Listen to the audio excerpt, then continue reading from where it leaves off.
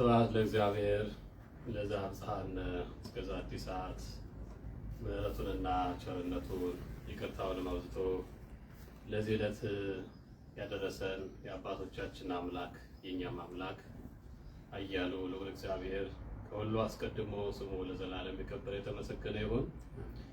ለእናንተም እንደሚገባችሁ ይህን መርሐ ግብር በቅርብም በሩቅም ሆናችሁ የምትከታተሉ ኦርቶዶክሳውያን በሙሉ በኃያሉ በልዑል እግዚአብሔር ፍጹም ሰላም እላችኋለሁ። እንደምን ዋላችሁ?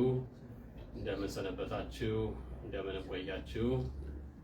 አምላካችን አባታችን እግዚአብሔር ኃጢአት በደላችን ይቅር ብሎ ቸርነቱን አብዝቶ ይችን ቀንም ሰጥቶ ለዚህ ዕለት ስላደረሰን ስለማይነገር ስጦታው ስሙ ለዘላለም የከበረ የተመሰገነ ይሁን። የወላዲተ አምላክ ረድኤት የቅዱሳን አባቶቻችን በረከት በሁላችን ላይ ይደርብን። ዛሬ ሰሙነ ሕማማትን እንደ እግዚአብሔር መልካም ፈቃድ አንድ ብለን ጀምረናል። ስለዚህ ዛሬ የዋልንበትን ስርዓተ ስግደቱ ምን እንደሚመስል እና በዕለተ ሰኑይ ምን እንደተደረገ ምን እንደተከናወነ ጥቂት መልእክት ማስተላለፍ ስለሚገባ ነው እዚህ ፊታችሁ ላይ የቆምኩት። በነገሮች ሁሉ አምላካችን እግዚአብሔር እንዲረዳን እንዲያግዘን ቅዱስ ፈቃዱ ይሆንልን። ዛሬ በዋናነት ሁለት ነገሮች ይታሰባሉ። በየዓመቱ እንደሚነገረው አንደኛ ጾተ ቤተ መቅደስ ተብሎ ጌታችን መድኃኒታችን ኢየሱስ ክርስቶስ ቤተ መቅደስ ገብቶ በቤተ መቅደስ መሸጫ መለወጫ አድርገው የነበሩት ሰዎች ሁሉ ቤተ መቅደሱን በአጠቃላይ ያጸዳበት ቀን ነው። በሁለተኛ ደረጃ ደግሞ መርገመ በለስ ተብሎ ይታሰባል። በዚህም በማቴዎስ ወንጌል ምዕራፍ 21 ቁጥር 19 ላይ እንዲህ የሚል ቃል ተጽፎ እናገኛለን። ከቅጠል ብቻ በቀር ምንም አይነት ፍሬ አላገኘባትም ይላል። ይህን እስኪ እንደ ርዕስ እንውሰደው፣ እንደ መነሻም ያገልግለን። ከቅጠል ብቻ በቀር ምንም ፍሬ አላገኘባትም በሚል ርዕስ ጥቂት እንነጋገራለን። እግዚአብሔር ልቦናችን እንዲከፍትልን ቅዱስ ፈቃዱ ይሁንልን። እንዲህ ነው የሚለው ቁጥር 19 ላይ ወጸቢሖ እግዚእ ኢየሱስ አርገ ውስተ ሀገር ርህበ፣ ጌታችን መድኃኒታችን ኢየሱስ ክርስቶስ በማለዳ ወደ ከተማ በሚሄድበት ጊዜ በሚሄድበት ሰዓት ተራበ ይላል። ጌታችን መድኃኒታችን ኢየሱስ ክርስቶስ በዓለ ሆሳዕና እንግዲህ ትናንት አክብረናል፣ ታስታውሳላችሁ። ሕፃናቱ፣ አረጋውያኑ፣ ሽማግሌዎቹ፣ ወንዶቹ፣ ሴቶቹ ሆሳዕና በአርያም ቡሩክ ዘይመጽእ በስመ እግዚአብሔር እያሉ ልብሳቸውን እያነጠፉ ክብር ይግባውና ልዑሉ አምላክ ትሑት ሆኖ በአህያዋ በተናቀችዋ በውርንጫዋ ላይ ተቀምጦ ወደ ኢየሩሳሌም ሲመጣ በክብር ተቀብለውት ነበረ። ነገር ግን ከዛ ተመልሶ ያደረው በቢታንያ ነው። በየት ነው አልኳችሁ? በቢታንያ። ቢታንያ የሚገኘው ደግሞ ከደብረ ዘይት ግርጌ ነው። ስለዚህ ጌታችን ኢየሱስ ክርስቶስ ሲያስተምር ውሎ የሚያድረው በደብረ ዘይት ነው ማለት ነው። ስለዚህ በዛ ቦታ አድሮ ነበር እና ከቢታንያ ተነስቶ ጌታችን ኢየሱስ ክርስቶስ ወደ ከተማ በሚሄድበት ጊዜ ወደ ከተማ በሚሄድበት ሰዓት ቢታንያ ከኢየሩሳሌም ትንሽ ራቅ ብላ የምትገኝ ከተማ ነች ወይም መንደር ናት።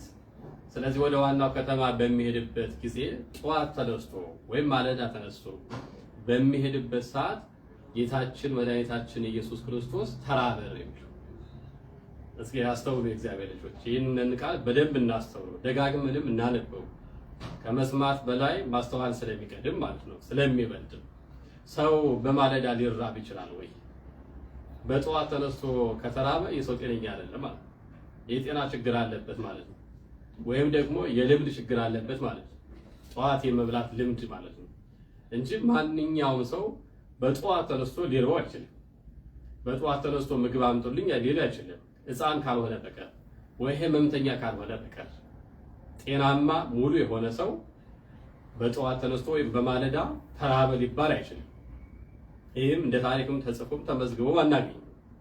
እና እንዴት ነው አምላካችን ኢየሱስ ክርስቶስ በማለዳ ሊራብ የቻለው ወይም ተራበ ተብሎ በቅዱስ ወንጌል የተጻፈው? በእርግጥ ብዙ ነገሮችን እዚህ ላይ ማንሳት ይቻላል። በውኑ ሰው የሆነው አምላክስ ሊራብ ይችላል ወይ? ክርስቶስ በውኑ ራብስ ለባህሪው የሚስማማ ነው ወይ? እርግጥ ነው ተራበ ተብሎ ተጽፏል፣ ተጠማ ተብሎ ተጽፏል፣ ደከመ ተብሎ ተጽፏል፣ ፈራ ተብሎ ተጽፏል፣ ተኛ ተብሎ ተጽፏል። ይህ ሁሉ በቅዱስ ወንጌል ላይ ተጽፎ ተመስግቦ የምናገኘው። ወንጌላውያኑ ይህንኑ አስፍተው አምልተው አጉልተው መጽሐፍ የፈለጉበትስ ምክንያት ምንድን ነው? ሊያስተላልፉልን የፈለጉት ሊነግሩንም የፈለጉት ነገር ምንድን ነው ካልን ጌታችን አምላካችን መድኃኒታችን ኢየሱስ ክርስቶስ ተራበ፣ ተጠማ፣ ደከመ፣ ተኛ፣ አንቀላፋ፣ ፈራ ተብሎ የተጻፈበት ምክንያት ለስም አጠራሩ ክብር ይግባውና ከድንግል ማርያም ከስጋዋ ስጋ ከነፍሷ ነፍስ ነስቶ ፍጹም ሰው መሆኑን ለማጠየቅ ፍጹም ሰው ለመሆኑ። ምክንያቱም እሱ የተዋህደው ስጋ ረሃብ፣ ጥም፣ ድካም፣ ፍርሃት እነዚህና የመሳሰሉት ነገሮች ሁሉ የሚስማማው ባህሪ እንደሆነ የኛ ባህሪ ምንድነው? ይራባል አይደለም እንዴ? ይጠማል፣ ይደክማል፣ መተኛት አለ፣ ማንቀላፋት አለ፣ መፍራት አለ፣ ማዘን አለ፣ መጨነቅ አለ። የኛን ባህሪ ነው የነሳው፣ የሰውን ባህሪ ነው የነሳው ከኃጢአት በቀር። ስለዚህ አምላካችን መድኃኒታችን ኢየሱስ ክርስቶስ እንደኛ በግድ የሚራብ አይደለም፣ ወይም ተገዶ የሚራብ አይደለም። እኛውን ወቅቱ ሕማማት ነው አይደለም? የሚጾመው እስከ ማታ ድረስ እንደሆነ ይታወቃል አይደለም? አሁን ከንፈሩ ሁሉ የደረቀበት ጉልበቱ ሁሉ የደከመበት ሰው በጣም ብዙ ነው። ምክንያቱም ይሄ ስጋችን ረሃብ የሚስማማ ብቻ ሳይሆን ከሆነ ሰዓት በኋላ ምግብ ካልሰጠነው እየደከመ እየዛለ የሚል ስለሆነ ማለት ነው። ክርስቶስ አምላካችን ግን ረሃብ፣ ጥም የሚስማማው ባህሪ ያለው ስጋና የተዋህደው ሲባል ተገዶ የሚራብ አይደለም ማለት ርቦት ካልበላ የሚቸገር ሆኖ አይደለም፣ የሚታመም ሆኖ አይደለም። ጥቅሶቹን እናንሳ። የዮሐንስ ወንጌል ምዕራፍ 4 ታስታውሳላችሁ አይደለም? የ5 እንጀራ አጥግቦ ያበላው አምላክ እንጀራ ሊገዙለት ደቀ መዛሙርቱ ወደ የት ሄዱ ነው የሚለው? ወደ ከተማ። ዮሐንስ ወንጌል ምዕራፍ 4 ሰነ ለኢየሱስ ክርስቶስ ምግብ ሊገዙ እኮ ነው ሄዱት ወደ ከተማ። እነሱ በሄዱበት ሰዓት ደግሞ ከሰማርያ ወገን የሆነች ከዛ መንደር ተነስታ የመጣች ሳምራዊ ሴት ውሃ ስትቀዳ ደግሞ ምን አላት ኢየሱስ ክርስቶስ? ውሃ አጠጪኝ። እሷ ብዙ ተከራከራለች። ላለመስጠት ዘሯንም ጎሳዋንም ቋንቋዋንም ብዙ ነገሮችን እንደ ምክንያት አስቀምጣለች። እርሱ ግን ምንድነው የመለሰላት? የሚለምንሽ ውሃ አጠጪኝ የሚልሽ የሚጠይቅሽ ማን እንደሆነ ብታውቂ ኑሮ አንቺ መልሰሽ የሕይወት ውሃን ትጠይቂው ነበር፣ እርሱም የሕይወት ውሃን ይሰጥሽ ነበር። አስቡ። እዚህ ክርክር ላይ መጨረሻ ላይ እንዲያውም እንስራዋን ቁጭ አድርጋ የሕይወት ውሃ ለዘላለም የማያስጠማ ውሃማ ካለ ለእኔ ስጠኝ ብላ መልሳ የለመነችዋ ሴት ማናት? ሳምራዊቷ ሴት ብቻ አይደለም። በዚህ ክርክር ውስጥ መጨረሻ ላይ ውሃ ጠጣችሁ፣ ውሃ ሰጠችሁ ተብሎ ተጽፎ እናገኛለን? የለም። ስለዚህ እሱ ተጠማ ስንል እንደኛ አይነት በጭንቅ የሚያዝበት ጥማት አይደለም። ተራበ ስንልም ልክ እንደዛው ማለት አይደለም። የኛ ጭንቅ ነው። ካልበላን ካልጠጣን የሚከተል ነገር ይታወቃል። በእርሱ ግን ይሁሉ የለበትም። ይኸውላችሁ ደቀ መዛሙርቱ እስኪመጡ ድረስ ከዛች ሴት ጋር ሲያወራ ነበረ። ውሃ ግን አልጠጣም። ደቀ መዛሙርቱ የሚበላ ነገር ከከተማ ሄደው ገዝተው ከመጡ በኋላ እንካ በላ መምህር ብለው ሰጥቶት ነበረ። ምንድነው ያለው? እናንተ ማጣውቁት እኔ የምበላው መገበው አለኝ አላቸው። ይሄ ደግሞ ምንድነው አለ? የአባቴ ፈቃድ መፈጸም ነው፣ የኔ መብል። እንዲያውም እነሱ ግራ ገብቷቸው ነበር። ኦኬ እኛ ከሄድን በኋላ ምናልባት ሌላ ሰው ምግብ አምጥቶለት በልቶ ይሆናል ብሎ አስበው ነው። ይህንን ሀሳባቸውን የሚያውቅ አምላክ ማእምረዋ ስለሆነ ምን አላቸው? የኔ ምግቤ መብሌ መጠጤ የላከኝን የአባቴ ፈቃድ መፈጸም ነው። ያ የአባቱ ፈቃድ ደግሞ ምንድን ነው? ዓለም ሁሉ በሱ እንዲህ። ስለዚህ ክርስቶስ ተራበ፣ ተጠማ፣ ደከመ፣ ፈራ፣ ተኛ፣ እንቀላፋ የሚባል ነገር ተጽፎ ብናገኝ ምን ነው የሚያሳየን? ፍጹም ሰው መሆኑ፣ ፍጹም አምላክ የሆነው ጌታ ፍጹም ሰው መሆኑ ለማጠየቅ የሚነገር ቃል ነው እንጂ በእሱ መራብ መጠማት ያለበት ሆኖ አይደለም ለማለት ያክል ነው። እና ይሄም እንዲህ እንዳለ ባለበት ሆኖ በማለዳ ተራበ መባሉ በራሱ ምንድን ነው የሚያሳየው? ማለዳ ሲል ያው ጠዋት ልክ እንደነጋ ጨለማው እንደተገፈፈ ብርሃኑ እንደመጣ እሱ ራበው ማለት አይደለም። የተፈለገው ትልቁ ነገር ማለዳ የተባለው ክብር ይግባውና ጌታችን መድኃኒታችን ኢየሱስ ክርስቶስ የመጣበት የተገለጠበት የተወለደበት መዋዕለ ሥጋዌው መዋዕለ ስብከቱ ነው። መዋዕለ ስብከቱ ያ መዋዕለ ስብከቱ ክርስቶስ አምላካችን ወንጌልን የምስራችን ያስተማረበት ጊዜ ማለዳ ነው። ማለዳ ጨለማው የሚያልፍበት ነው፣ ብርሃን የሚመጣበት ነው። ክርስቶስ የምስራች ወንጌልን አስተምሯል። በጨለማ የተመሰለችው ኦሪት ያለፈችበት፣ በብርሃን የተመሰለችው ሕገ ወንጌል ብርሃን የተተካችበት፣ ትምህርት የተሰጠበት፣ የጨለማው ዓለም የሚበራበት ወንጌል የተሰበከበት ጊዜ ያ ማለዳ ይባላል። ስለዚህ በዚህ ሰዓት ተራበና ጌታችን ኢየሱስ ክርስቶስ ወደ የት ሄደ ነው የሚለው። በመንገድ እያለ አንዲት ዕፀ በለስን በለስ የምትባል ዛፍን አየና ምናልባት አፍርታ ከሆነ ፍሬ ቢኖራት ፍሬ ካላት ብሎ ወደዛች ዛፍ ሄደ። ከዛፍ ምን ይገኛል? ፍሬ ይገኛል አይደል? ፍሬ ይገኛል። ምናልባትም ጣፋጭ ፍሬ ሊሆን ይችላል፣ መራራ ፍሬ ሊሆን ይችላል፣ ጎምዛዛ ፍሬ ሊሆን ይችላል፣ ጣፋጭ ፍሬ ሊሆን ይችላል። ዙሮ የተራበ ሰው ግን በዛ በተራበበት ሰዓት የሚያገኘው ነገር ለሱ ጣፋጭ ማለት ነው። አንድ ሰው እንዲያው ምንድነው የምትወደው በጣም የሚጣፍጥ የምትሉት በቃ እርቦ ያገኘሁት ነው ብሎ ሊመልስላቸው ይችላል። ስለዚህ ኢየሱስ ክርስቶስ ግን በዛች በለስ ዛፍ ነበረችና ምናልባት አፍርታ ከሆነ ብሎ ወደ እሷ ሄደ። ወደ እሷ በሚሄድበት ሰዓት ግን ያቺ በለስ እንደተጠበቀችው እንደታሰበችው ፍሬ አልተገኘባትም። ፍሬ አላፈራችም። ምን አላፈራችም ነበር? ፍሬ አላፈራችም። ፍሬ አልነበራትም። አንዳንድ ዛፎች እንደዚህ ናቸው። ከርቀት ስታዩዋቸው ፍሬ ያላቸው የሚመስሉ ስትቀርቧቸው ግን ምንም የሌላቸው። ከርቀት ስታዩዋቸው በቃ አንዳች ፍሬ አገኝባቸዋለሁ ብላችሁ ስትሄዱ እዛ ስትደርሱ ግን ምንም የሌላቸው ማለት ነው። ስለዚህ ሄደ ክርስቶስ፣ ነገር ግን አላገኘባትም። ምንድነው የሚለው ወንጌሉ? ከቅጠል ብቻ በቀር ምንም አይነት ፍሬ አላገኘባትም። ከምን በቀር? ከቅጠል ብቻ በቀር። ቅጠል ብቻ ቅጠሏ ያበራል፣ አረንጓዴ ነው፣ ቅጠሏ ሰፋፊ ነው። በነገራችን የበለስ ቅጠል ሰፊ ነው አይደል? ታውቃላችሁ? ሰፋፊ ነው ቅጠሉ። ሰፋፊ ሆኖ ከርቀት ሲታይ የሚያስጎመጅ የሚያሳሳ ሆኖ ሳለ ስልቅ ሲቀርቡት ግን ፍሬ አልነበረውም። ቅጠል አለው፣ ፍሬ ግን አልነበረውም። ፍሬ ስላላገኘባት ፍሬ ፈልጎ ሄዶ ክርስቶስ ፍሬ ስላላገኘባት ክርስቶስ አምላካችን ምን አለ? ለዘላለም ፍሬ አይገኝብሽ ብሎ ነገራት። ዛሬ መርገመ በለስ ተብሎ መታሰቡ ቅሉ ይሄ ነው። ለምን? በለሷ የተረገመችበት ዕለት ስለሆነ። ለምን ተረገመች? ፍሬ ባለማስገኘቷ፣ ፍሬ ቢስ በመሆኗ፣ ፍሬ ባለማፍራቷ፣ ከሷ ፍሬ በመታጣቱ የተነሳ ተረገመች።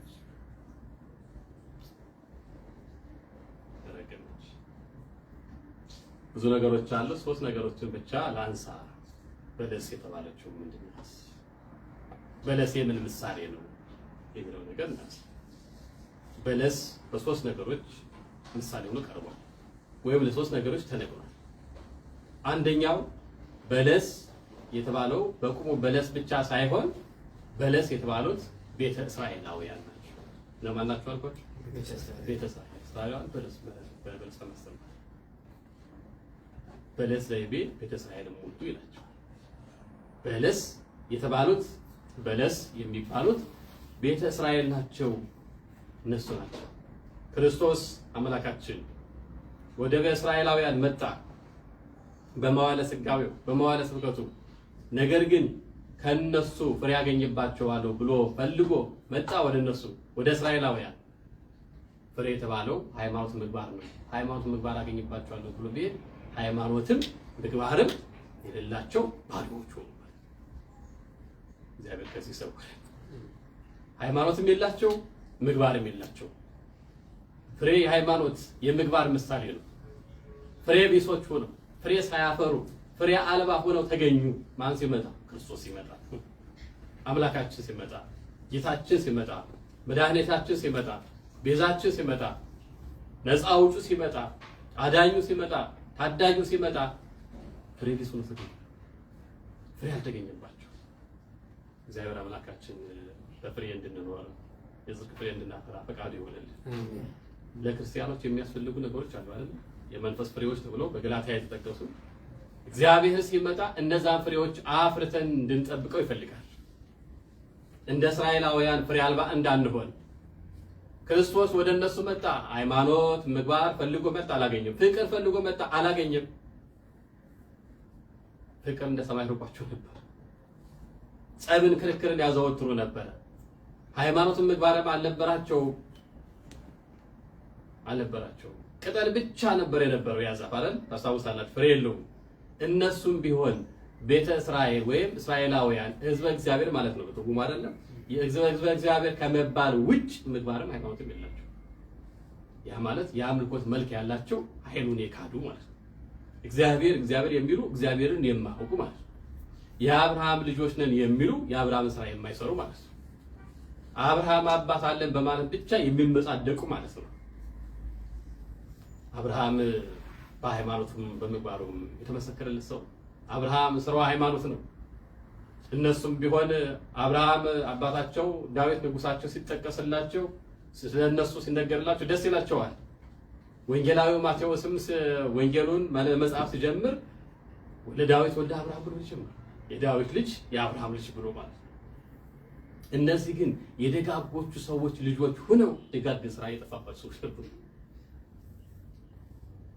ሃይማኖታቸው የተመሰከረላቸው አባቶች እና አብርሃም አባቶች ሆነዋቸው ሳሉ እነሱ ግን የሰዓት ልጅ አመድ እንደሚባለው ፍሬ ሳይገኝባቸው ፍሬ ቢሶች ሆኑ። ፍሬ የማይገኝባቸው ሆኑ። እንዲሁ ብቻ በስሙ የሚኖር ማለት ነው። ዛሬም እኮ አለን አይደል?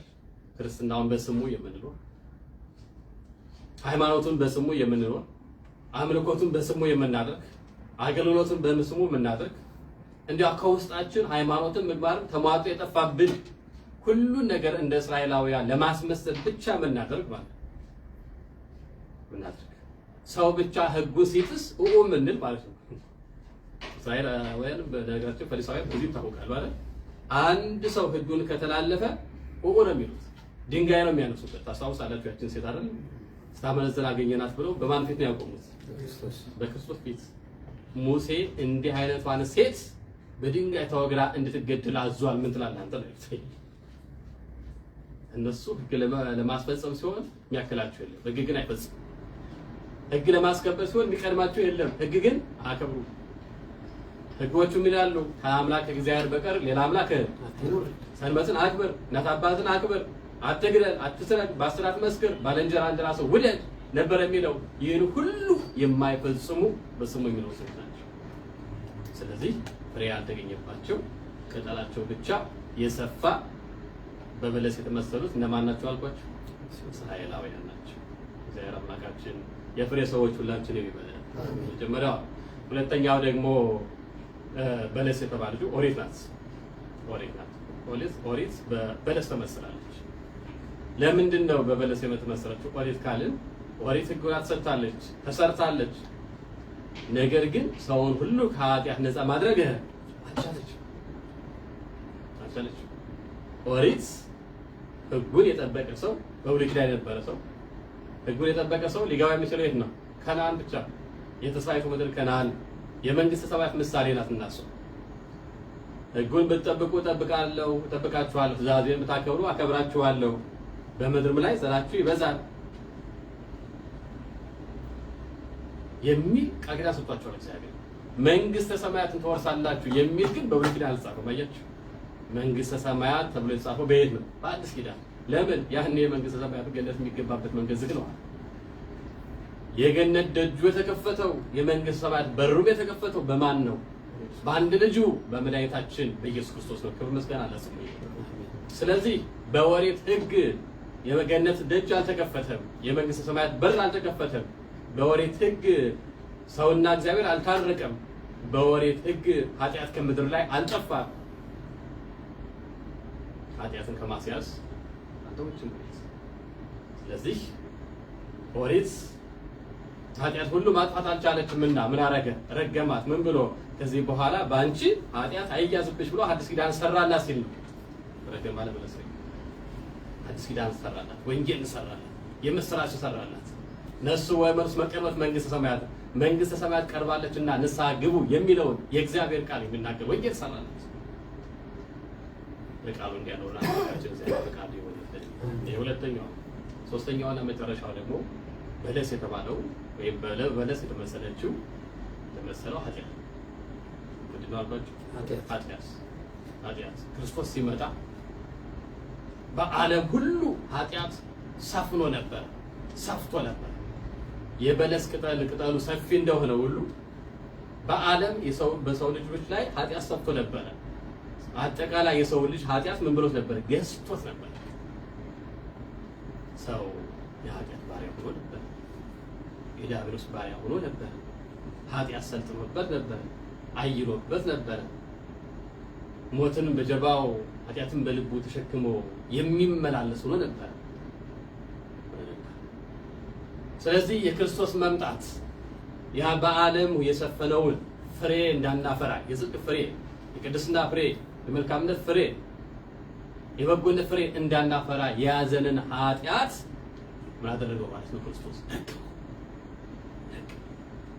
ያ ዕፀ በለስ፣ ያ የበለስ ዛፍ ክርስቶስ በረገመው ሰዓት ፈጥኖ እንደደረቀው ሁሉ በክርስቶስ መምጣት፣ በክርስቶስ መወለድ፣ በክርስቶስ መሰቀል፣ በክርስቶስ መከራ መቀበል ስጋውን ቆርሶ ደሙን አፍስሶ ከዓለም ሁሉ ኃጢአትን ምን አደረገው? አደረቀው። ዝገና ለማካችን ገብረ በለስን ነው ምናስብ ይቆንዳል። በአንጻረ በለስ ረገማ በበለስ አንጻር ኃጢአትን ረገማት። ከዚህ በኋላ ሰው በዕዳ አይያዝብሽ፣ የጽድቅ ፍሬ እንዳያፈሩ የምታደርጊ ኃጢአት አንቺ የተረገምሽ ሁይ ከዓለም ላይ ድረቂ። በክርስቶስ ሞት ኃጢአት ተረግሟል። ኃጢአት ከኛ ርቋል፣ ተወግዷል። ጥንተ አብሶ የሚባለው ኃጢአት ከኛ ድጋሚ ላይ ያገኘን ተወግዷል። ተመልሰን በራሳችን ፈቃድ የኃጢአት ባሪያ ካልሆነ በቀር በክርስቶስ በአምላካችን ነፃ ወጥተናል። ስለዚህ መርገመ በለስ ብለን ስናስብ ክርስቶስ አምላካችን ዕፀ በለሷን ፍሬ ስላላገኘባት ረገማት ብለን ብቻ የምናልፈው ሳይሆን እስራኤላውያን ክርስቶስ ሲመጣ ምግባረ ሃይማኖት ሳይዙ መጠበቃቸው፣ ኦሪት የሰው ልጆች ሁሉ ከኃጢአት ነፃ ማድረግ አለመቻሏ፣ ክርስቶስ ሲመጣ በዚህ ዓለም ኃጢአት ሰፍኖ እንደነበረ፣ ነገር ግን ክርስቶስ ሲመጣ በዚህ ዓለም የነበረው ኃጢአት የጨለመው ዓለም በክርስቶስ ብርሃንነት እንደበራ ምንረዳበት ምንገነዘብ እና ደቀ መዛሙርቱም በማግስቱ ተመልሰው ሲመጡ ክርስቶስ አምላካችን የረገማት ዛፍ ወይም በለስ ደርቃ ስላዩ ተገረሙ፣ ተደነቁ ይላል። ምን ያስደንቃችሁ አላቸው። ያው ሰው የተለየ ነገር ሲደረግ ነው አይደል የሚደንቀው። እግዚአብሔር ሰማይና ምድር ፈጥሮ አሁን ዛፏን ረግሞ ቢያደርጋት ይሄ ቁም ነገር ነው። በዕለተ ሰሉስ እነሆ እጽዋት፣ አዝርዕት፣ አትክልት ሁሉ ታስገኝ ብሎ ምድርን ባዛ ሰዓት እጽዋቱን፣ አዝርዕቱን፣ አትክልቱን ያስገኝ አምላክ፣ ያለመለመ አምላክ፣ ባዶ የነበረችዋን መሬት በአረንጓዴ የሸፈነ አምላክ አንዷን ዛፍ ረግሞ ቢያደርግ ይሄ ነገር ነው።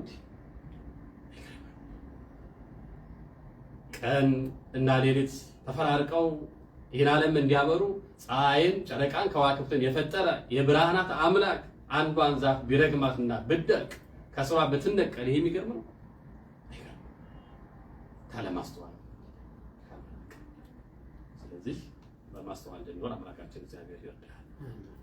ከቅጠል ብቻ በቀር ፍሬ ተገኘባት። ክርስቶስ ተራበ፣ ፍቅርን ተራበ፣ ሃይማኖትን ተራበ፣ ምግባርን ተራበ፣ ትሩፋትን ተራበ። ወደዛ ዛፍ ሄደ፣ ፍሬ አላገኘባትም። ወደ እስራኤላውያን መጣ፣ ምግባር ሃይማኖት አልተገኘባቸው። ወዳጆቼ የመጨረሻው ክርስቶስ ወደ እያንዳንዳችን ቤት ቢመጣ፣ ወደ እያንዳንዳችን ህይወት ቢመጣ፣ በእያንዳንዳችን ቤት ቆሞ ቢያንኳኳ በእውነት በእኛ ቤት የሚገኘው ምን ይሆን? በእኛ ህይወት የሚገኘው ምን ይሆን? ምግባር ይሆን? ሃይማኖት ይሆን? ትሩፋት ይሆን? ፍቅር ይሆን? ሰላም ይሆን? ምጽዋት ይሆን? ደግነት ይሆን? መልካምነት ይሆን? ጾም ይሆን? ስግደት ይሆን? በምን ላይ ይሆን የምንገኘው? ምን ስናደርግ፣ ምን ስንፈጽም፣ ምን ስናከናውን ምን ስንሰራ ይሆን የምንገኘው? በእውነት ወገኖች እግዚአብሔር ሁልጊዜም ልጆችን ይጎበኛል። እግዚአብሔር ሁልጊዜ ወደኛ ይመጣል። ያለመጣበት የማይመጣበትም ጊዜም የለም፣ ሊኖርም አይችልም። በሚመጣበት ሰዓት ግን እንድንደርቅ የሚያደርግ ምግባር ሃይማኖት ሳይሆን እንድንለመልም ከሱ ጋር እንድንኖር የጽድቅ ፍሬ እንድናፈራ እኔ የወይን ግንድ ነኝ እናንተ ደግሞ ቅርንጫፎቹ ናችሁ እንዳለን የወይን ግንድ ክርስቶስ ሲመጣ ቅርንጫፎች ሁነን የምናፈራ ቅርንጫፎች የለመለመ ብቻ ሳይሆን ስም ያለው ብቻ ሳይሆን ክርስቲያን ነኝ የሚል ብቻ ሳይሆን ፍሬ ያለው ክርስቲያኖች እንድንሆን አምላካችን እግዚአብሔር ቅዱስ ፈቃዱ ይሆነን። በዛሬው ዕለት መርገመ በለስን ቤተ መቅደስ ደግሞ ክርስቶስ ያጸዳበትን ቀን ቤተክርስቲያን ታስበዋለች። ዛሬ በዚህ መልኩ በሥርዓተ ስግደት እሱን ያከበረን አምላክ ሞቶ ሕይወት የሰጠንን ታሞ ከደዌ ነፍስ የፈወሰንን ስለኛ የታመመውን ስለኛ መከራ የተቀበለውን ክርስቶስ አምላካችን እያሰብን በሥርዓተ ስግደት ውለናል። በዚህ መልኩ ውለን እንድንፈጽም ይረዳን የአባቶቻችን አምላክ ልዑል እግዚአብሔር ቅዱስ ስሙ የከበረ የተመሰገነ ይሁን። ነገ ደግሞ በሰላም ያደርሰን የእሱ ቅዱስ ፈቃድ ይሁን። ወስብሐት ለእግዚአብሔር። አሜን።